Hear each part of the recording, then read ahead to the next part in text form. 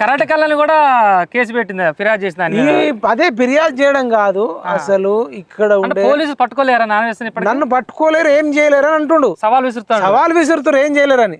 కానీ నువ్వు ఈయన పక్కకే మలేషియాలో ఉన్నాడట. నిన్న 2-3 రోజులు థాయిలాండ్ ఉంటాడు, ఒకటి బ్యాంకాక్ అంటాడు. మలేషియా, థాయిలాండ్, బ్యాంకాక్ ఇవన్నీ పక్కకే భారతదేశానికి దగ్గరనే. మనకు కూడా విదేశాంగ మంత్రులు ఉంటారు.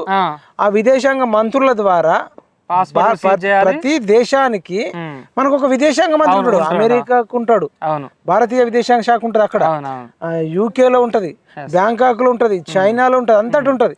ఈ విదేశాంగ శాఖ ద్వారా, విదేశాంగ శాఖ మంత్రి ద్వారా పట్టుకొచ్చి అక్కడ పోలీసులతో పట్టుకొచ్చి ఫ్లైట్ ఎక్కించి ఢిల్లీలో దించి తర్వాత హైదరాబాద్ కు పట్టుకొచ్చి మొత్తం ఈ బూతులు ఏంది, ఇది అంతేంది ఇన్వెస్టిగేట్ చేయాలి. డిగ్రీ చేయాల్సిందంటారా ఇలాంటి వాడికి?